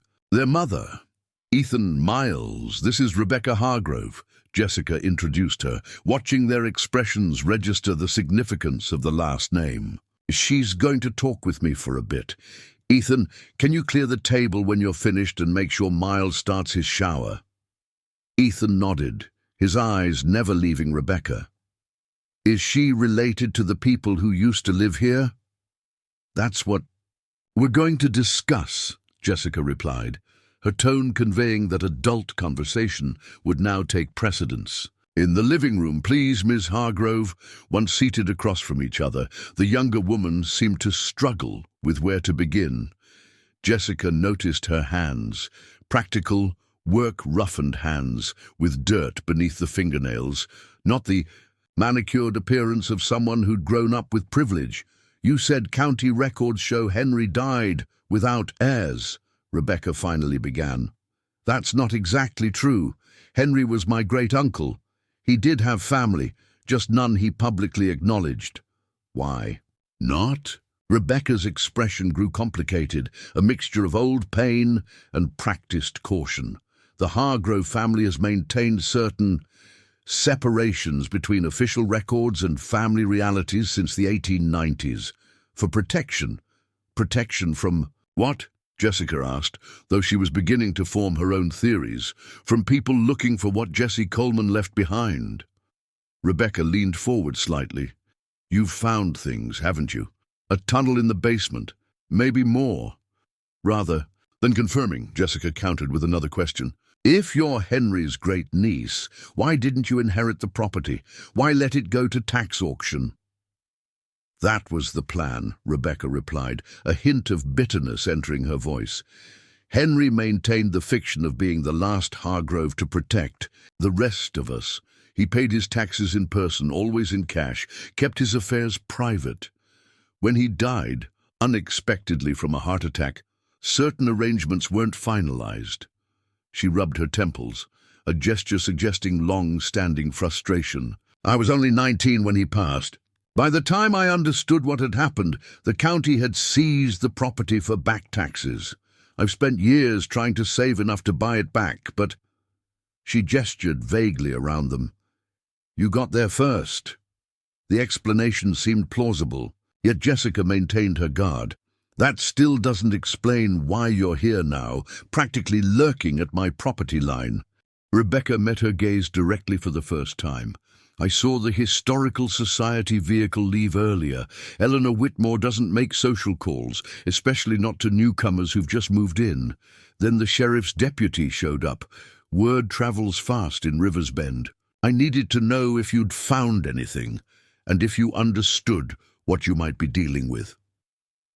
And what exactly am I dealing with? Jessica asked, careful to neither confirm nor deny any discoveries. Rebecca seemed to make a decision, reaching into her jacket pocket. Jessica tensed momentarily until the young woman withdrew a folded photograph, clearly aged, its corners softened by handling. This is James Hargrove, she said, passing it across to Jessica. My great-great-grandfather, the one who helped Jesse Coleman after the Stillwater robbery. Jessica examined the sepia-toned image, a stern-faced man in his 30s, standing beside a woman in Victorian dress, 3 young children arranged formally in front of them. The resemblance between this man and Rebecca was subtle but unmistakable around the eyes and jawline. The official history says James Hargrove was questioned by Pinkerton detectives but never charged, Rebecca continued. What it doesn't say is that 3 weeks after the robbery, both James and Jesse Coleman disappeared. The common assumption was that Coleman died from his wounds and James fled to avoid prosecution as an accomplice. Jessica handed the photograph back. But that's not what happened. No. Rebecca tucked the photo away carefully. According to our family history, passed down through generations, both men survived. They used part of the gold to establish new identities in Colorado, where they eventually became legitimate businessmen. James sent for his wife and children a year later, once he was established in his new identity. It was a plausible alternative narrative, Jessica thought. The kind of reinvention that had occurred countless times in America's western expansion. If they both escaped with the gold, why create an elaborate hidden tunnel system here? Why not just take everything with them? Rebecca shifted uncomfortably. They didn't escape with all of it. Most of the gold stayed hidden on the farm. Insurance, in case their new identities were discovered. James Hargrove's eldest son, William, my great-grandfather, returned to Kentucky in 1910 and reclaimed the farm under his real name, claiming to be a distant cousin, inheriting the abandoned property. That's quite a story, Jessica observed neutrally. But it doesn't explain your interest in what I might have found. If the gold was removed by your great-grandfather, it wasn't, Rebecca interrupted. Not all of it. Family stories say William found some smaller caches, but never the main reserve. Each generation of Hargroves has searched, following fragmentary clues and family legends. Some found pieces of the puzzle, others found nothing. She leaned forward again, her expression intense. Uncle Henry believed he was close to finding the main cache. He spent his final years researching and exploring the tunnel system. I think that's why someone... She stopped abruptly, seemingly reconsidering her words. Someone what? Jessica prompted. Rebecca shook her head. It doesn't matter. What matters is that whatever you found could be significant. Not just financially, but historically.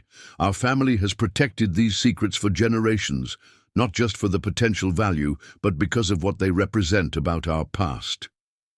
Jessica considered the young woman's story against the evidence she'd already discovered. The journal, the tunnel, the hidden box with its antique revolver and gold coins. Certain elements aligned, while others raised new questions. Why come to me? Now? She asked finally. Why not just keep watching from a distance to see what we might find? Rebecca's expression shifted to something harder to read, calculation perhaps, or reluctant honesty. Because you're not the only one interested in what might be hidden here. When word spread that the Hargrove place had finally sold, it stirred up old attention. Some people in Riversbend have their own theories about the Coleman treasure.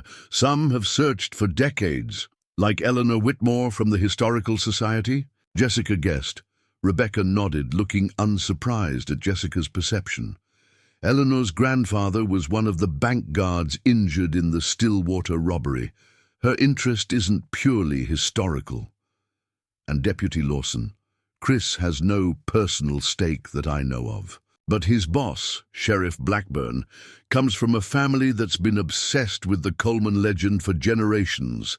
They owned the land bordering the eastern edge of this property until the 1960s.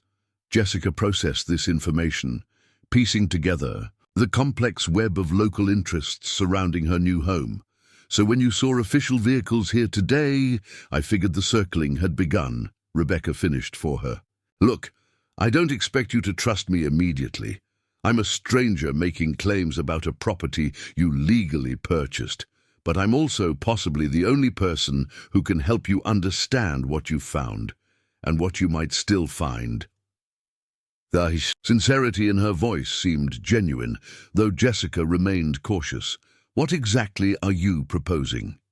A partnership of sorts, Rebecca replied. I have family knowledge about this property that doesn't exist in any public record. You have legal ownership and access. Together, we might be able to find what generations of my family have searched for, and keep it from those who have less legitimate claims. And if we find this supposed treasure, what then? Rebecca's expression suggested she hadn't thought that far ahead.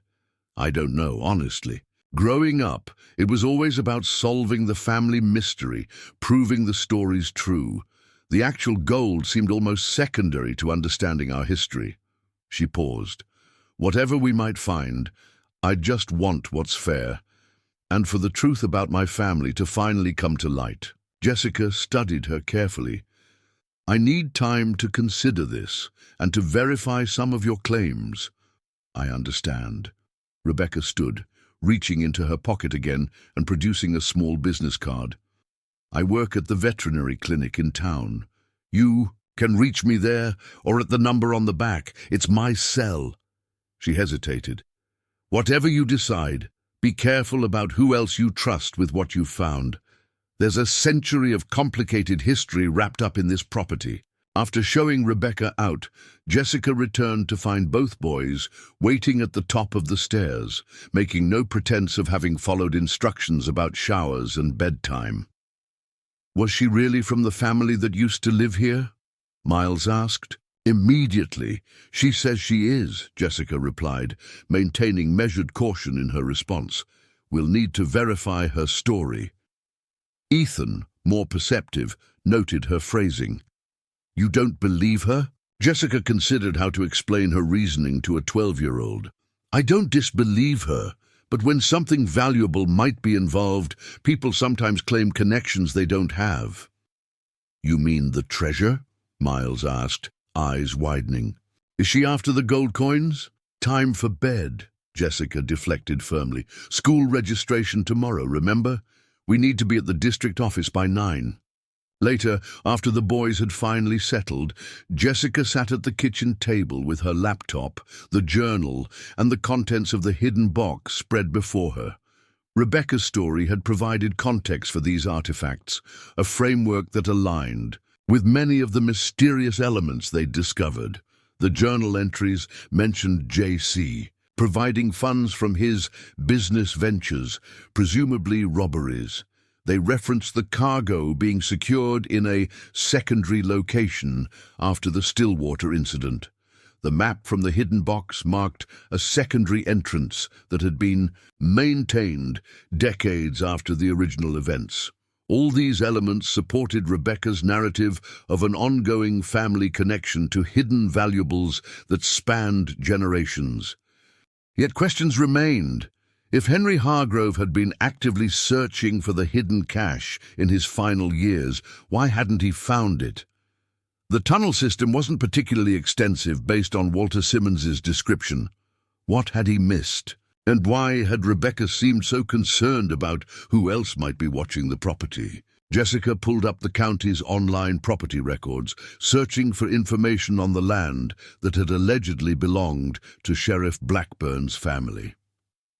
Sure enough, the eastern border of the Hargrove farm had once adjoined property owned by the Blackburn family from 1892 until 1967, when it was sold to a development company that eventually parceled it into smaller lots. The Historical Society's website provided further verification. A page dedicated to law enforcement history included a photograph of Raymond Blackburn, sheriff from 1888 to 1902, who had led the investigation into the Coleman gang's activities in the region. The current sheriff, Thomas Blackburn, was his great-grandson. These confirmable details lent credibility to Rebecca's claims, though they didn't necessarily prove her direct lineage to the Hargrove family. For that, Jessica would need more substantial evidence. Her research was interrupted by a soft sound from outside, not the deliberate footsteps of the previous night's intruder, but something equally concerning: the distinctive crunch of tires. On gravel, approaching with headlights off, moving quickly to the darkened living room window, Jessica peered out toward the driveway. A vehicle, larger than a car, possibly an SUV, had pulled up just beyond the barn, its lights extinguished. Even in the darkness, she could make out at least two figures emerging, their movements suggesting a purposeful mission rather than casual trespassing. Jessica retrieved her service pistol from its lockbox, checking that it was loaded before returning to the window. The figures had moved toward the barn, one carrying what appeared to be a large flashlight, the beam carefully directed downward to minimize visibility from a distance. She weighed her options quickly. Confronting unknown intruders in the dark presented significant risks, especially with her children sleeping upstairs. Calling the sheriff's department would mean a minimum 20-minute response time, based on Deputy Lawson's earlier visit. By then, the trespassers could be gone, or inside the house. A third option presented itself. Jessica moved silently to the kitchen and found Rebecca's business card, dialing the cell number scrawled on the back. It rang twice before being answered. "Hello?" Rebecca's voice sounded alert despite the late hour. "It's Jessica Morgan. There are people on my property right now heading into the barn, at least 2 of them." A brief silence followed. "I'll be there in 10 minutes. Don't confront them. They might be more dangerous than typical trespassers." "Who are they?" Jessica demanded. "Do you know something about this?" "I have suspicions," Rebecca replied, the sound of keys jangling audible in the background. "Just stay inside. Keep your doors locked. I'm on my way." The call ended, leaving Jessica with more questions than answers. Rebecca's quick response and apparent lack of surprise suggested she'd anticipated this development, perhaps even expected it after their conversation. Jessica returned to her observation position, watching as the barn door opened and the intruders disappeared inside. Minutes passed, with no further activity visible from her vantage point. She considered moving closer to get a better look, but rejected the idea. Leaving the house would mean leaving her sons unprotected. Instead, she quickly checked all doors and windows, ensuring they were securely locked, then positioned herself in the darkened front room, where she could monitor both the barn and the driveway. 8 minutes after her call to Rebecca, headlights appeared at the far end of the drive. Approaching normally, without the stealth of the first vehicle. The car pulled up directly in front of the house, and Rebecca emerged alone, moving quickly toward the porch. Jessica met her at the door. "They're still in the barn," she reported quietly, holding her weapon at her side.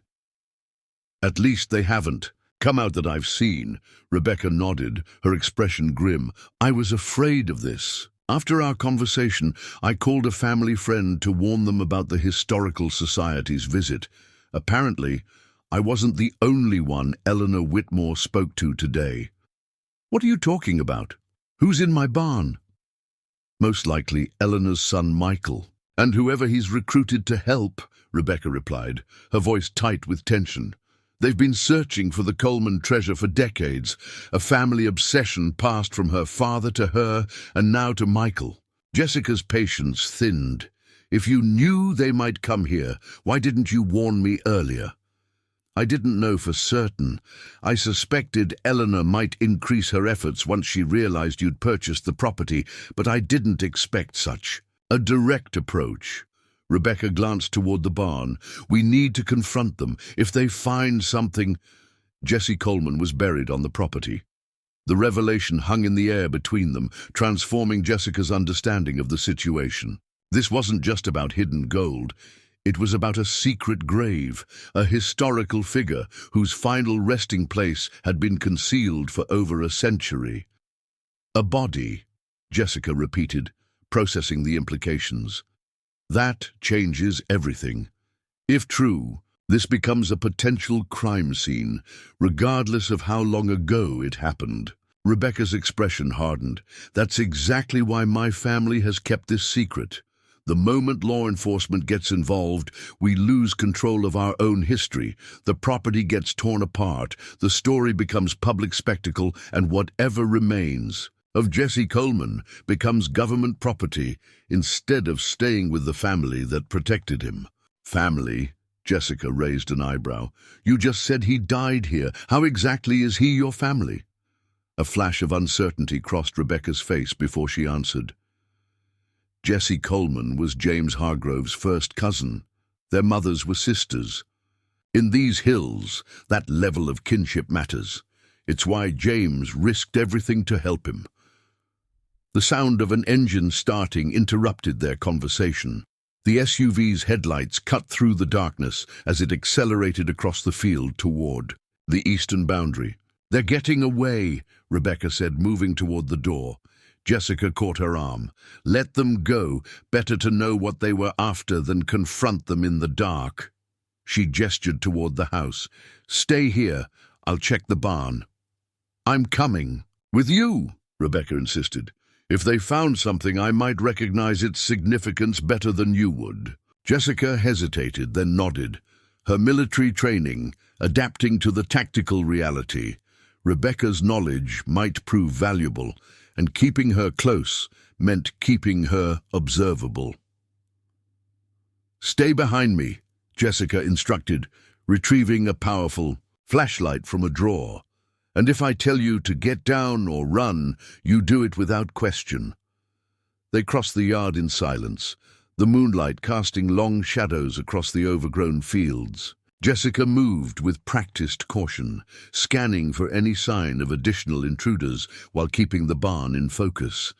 The big wooden door stood partially open, just as the trespassers had left it. Jessica paused at the entrance, listening for any sound from within. Hearing nothing, she pushed the door wider, her flashlight beam cutting through the darkness. The barn's interior appeared much as it had earlier that day, with one significant exception. The section of flooring where Ethan had discovered the hidden box had been completely torn up, boards scattered haphazardly around a now exposed hole in the ground. They found something, Rebecca whispered, moving forward despite Jessica's cautioning hand. The hole was roughly 3 feet square, extending downward about 4 feet to what appeared to be a small underground chamber lined with old bricks. Jessica directed her flashlight into the space, revealing an empty cavity with a dirt floor. There was something here, Rebecca said, kneeling at the edge. Recently, too. Look at the soil disturbance. Jessica saw what she meant. The dirt floor showed clear signs of having been dug into, with fresher soil in a pile to one side. Whatever had been buried there was now gone. What do you think they took? Jessica asked, scanning the rest of the barn for other signs of disturbance. Rebecca shook her head, her expression troubled. I don't know. Uncle Henry never mentioned anything hidden specifically in the barn. his notes focused on the tunnel system. She ran her hand along one of the exposed support beams beneath the floorboards. This doesn't make sense. How did they know exactly where to look when my own family didn't? The question hung unanswered as Jessica completed her inspection of the barn, finding no other areas that had been searched or disturbed. "We should call the sheriff," she said finally. "Report the break-in." "And tell them what?" Rebecca challenged. "That trespassers dug up something we can't identify from a hiding place we didn't know existed? That would just trigger the very investigation we're trying to avoid." Jessica weighed her options. The trespassers had taken something from her property. That much was clear. But involving law enforcement now would mean explaining the historical context, which could indeed lead to unwanted attention, especially with Rebecca's claim about Jesse Coleman's burial site. "Fine," she conceded. "But first thing tomorrow, we're getting security cameras installed, and I want to know more about Eleanor Whitmore and her son. How they might have known about this hiding spot when you didn't." They secured the barn door and returned to the house, where Jessica insisted on checking on her sleeping sons before continuing their conversation. Both boys slept soundly, unaware of the night's developments. Back in the kitchen, Jessica brewed coffee while Rebecca examined the map from the hidden box more carefully. "This mark here," Rebecca said, pointing to an X near the eastern property line. "It aligns with what my uncle used to call the far cache. He believed it was one of several locations where the gold was divided and hidden." "Why divided?" Jessica asked, setting mugs on the table. "Wouldn't one secure location be safer?" "Not according to family law," Rebecca replied, accepting the coffee gratefully. "The story passed down is that Jesse was paranoid after the Stillwater job went bad. He insisted on dividing the gold into multiple caches, with only him knowing all locations. James knew some, but not all. Insurance against betrayal."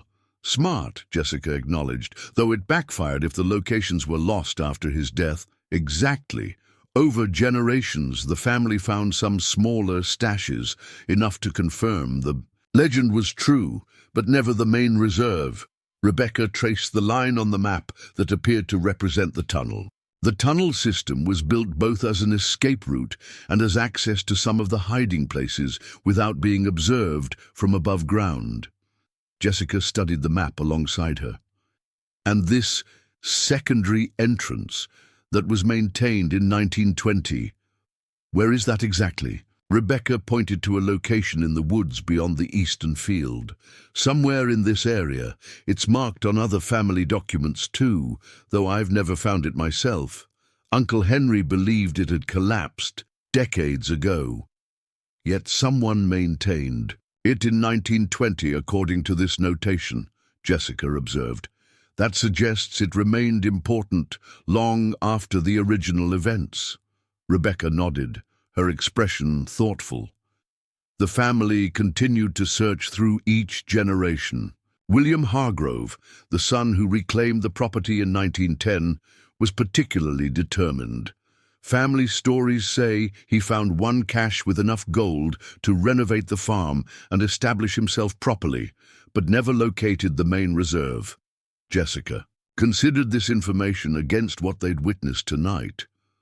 "So, if Eleanor's son knew exactly where to dig in the barn, that suggests they have information the Hargrove family doesn't. Information that's been kept within their family, just as your stories have been kept within yours." "The feud runs deep," Rebecca acknowledged. "The Whitmores blamed the Hargroves for protecting Coleman after their grandfather was injured in the robbery. The Blackburns resented losing the glory of capturing the famous outlaw." She sighed. "Over time, it evolved from justice-seeking to treasure hunting. Multiple families in Riversbend have stories about Coleman's gold, each claiming some special knowledge or right to it. And meanwhile, the actual truth about what happened has been lost," Jessica observed. "Not lost," Rebecca corrected. "Protected. My family has preserved what really happened, passing it down through generations, keeping artifacts and documents safe. She looked directly at Jessica. That's why finding Jesse's final resting place matters so much. It would confirm our family's version of events. Jessica wasn't entirely convinced. It seems to me that all these families, including yours, have been selective about which parts of history they preserve and which they reinterpret. After a century of storytelling, how can you be sure your version is more accurate than theirs? The question seemed to catch Rebecca off guard. She began, then paused, reconsidering. I can't be absolutely certain, but I have documentation they don't. Journals, letters, records kept privately within the family, and unlike them, I'm not just after gold. I want the truth, whatever it might be. The sincerity in her voice was compelling, though Jessica maintained her skepticism. If we're going to work together on this, I need to see that documentation, and I need to know everything you know about the Whitmores, the Blackburns, and anyone else who might come looking around my property. Rebecca nodded. That's fair. I can bring the family papers tomorrow. She hesitated. But you should know. Once we start actively searching, others will notice. Riversbend has watched this property for generations. People pay attention to strangers, asking questions or digging in certain areas. I'm not planning to parade around town with a shovel and a treasure map, Jessica replied dryly. But I am going to explore that tunnel system properly, and I'd rather do it with someone who understands its significance. This seemed to satisfy Rebecca, who finished her coffee and stood to leave. Tomorrow, then. I'll come after my shift the clinic ends at 3. After Rebecca departed, Jessica locked up carefully and did another check on her sleeping sons before returning to the kitchen. Despite the late hour, her mind was too active for sleep. She spread the map on the table, again studying the marked locations and trying to correlate them with what she knew of the property's geography. One location particularly intrigued her, a small X marked in the eastern field with the notation JC Final beside it in faded ink. If Rebecca's family legend was true, could this mark Jesse Coleman's burial site? The location aligned with the strange linear depression she'd noticed her first night on the property. The journal entries provided additional context when she reviewed them with this new understanding. The final entry, dated October 2nd, 1893, mentioned Coleman arriving badly wounded and the cargo secure in the secondary location. But it was the line about James Hargrove's wife, Margaret, that now seemed most significant.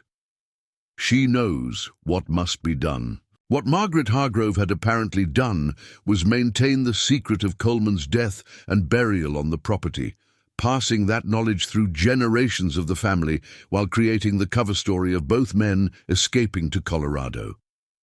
Jessica's thoughts were interrupted by the sound of footsteps on the stairs.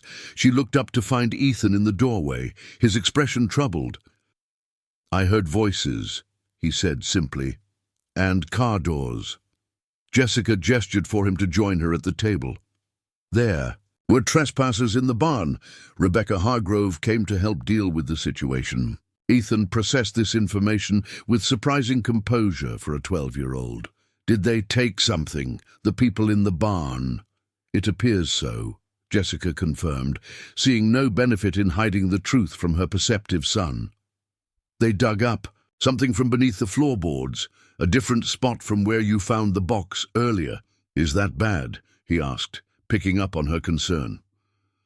Jessica considered how to explain the complex situation.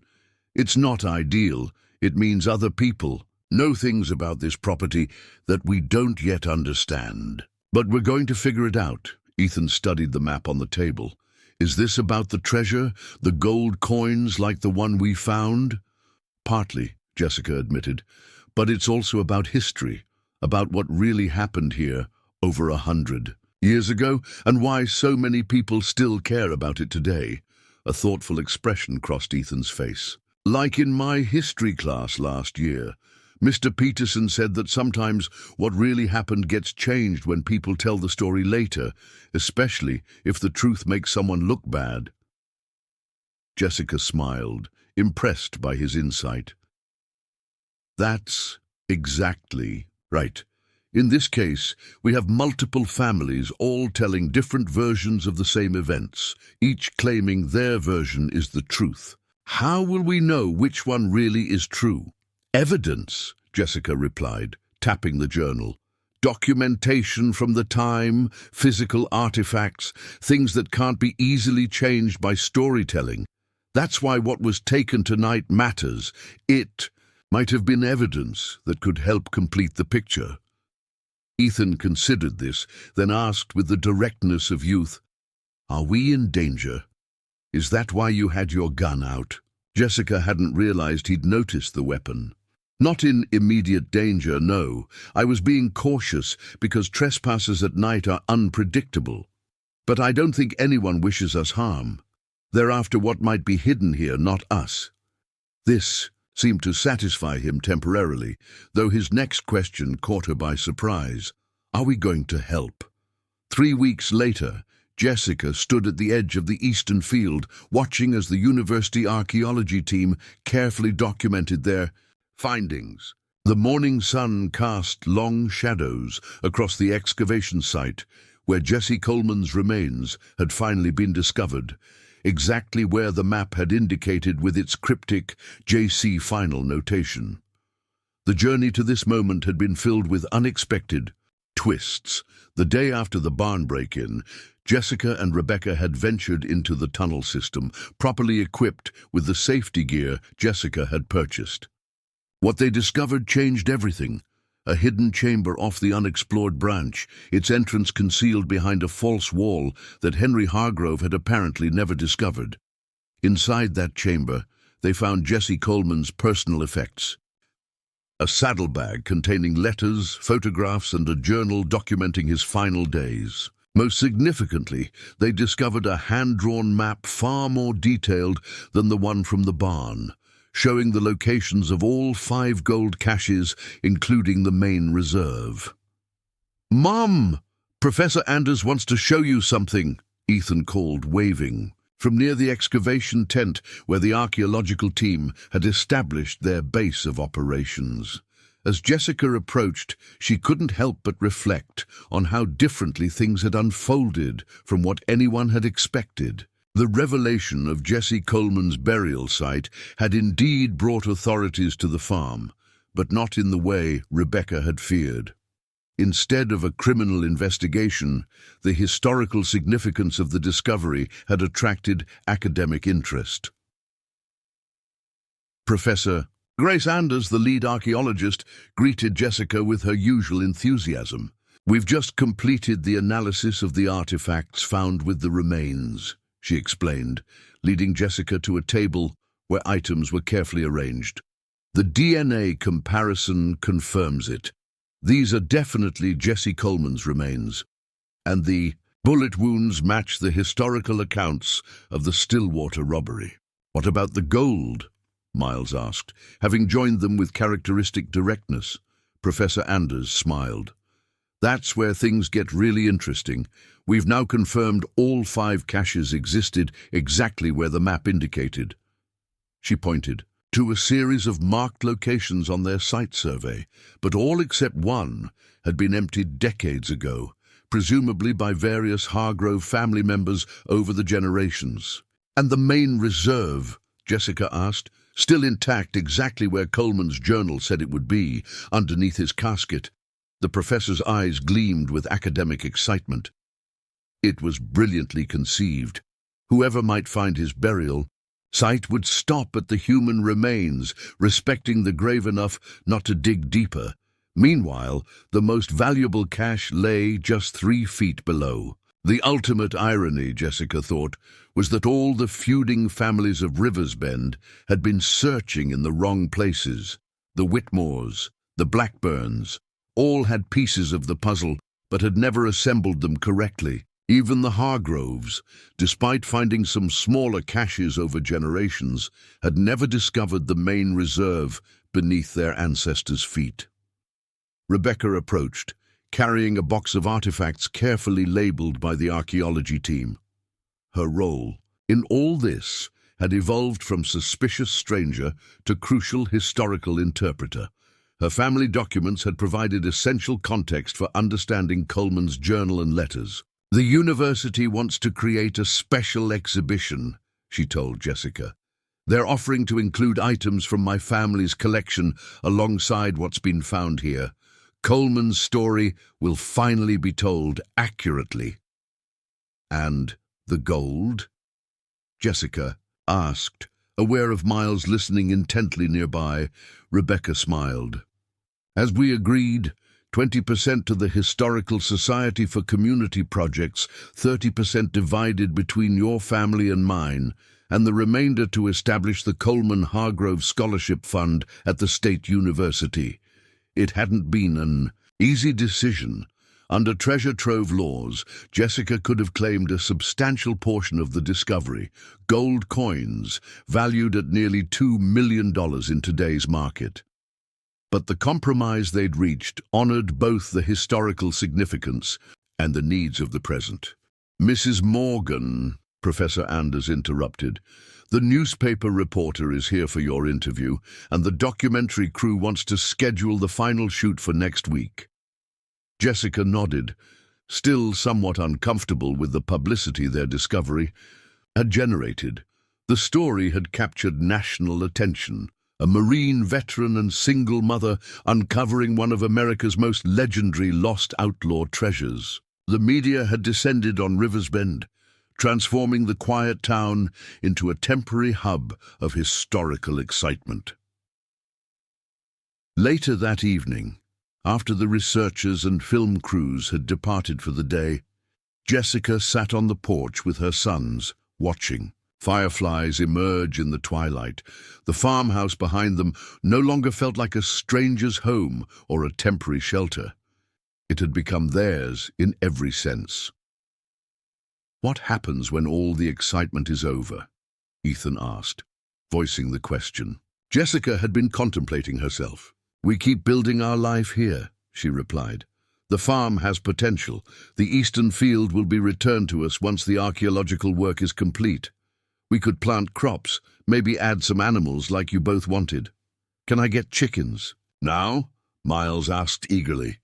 Jessica laughed. "Yes, I think chickens are definitely in our future." The scholarship fund would ensure both boys could attend college without financial worry, while their portion of the treasure would provide security Jessica hadn't known since before her injury forced her military discharge. But beyond the financial aspects, their adventure had given them something equally valuable, a sense of purpose and belonging in this community that had initially seemed so foreign. Walter Simmons and his son Daniel had become true friends and allies, helping with farm repairs and teaching the boys country skills. Even Eleanor Whitmore, once she got past her initial disappointment, had invited Jessica to join the Historical Society board.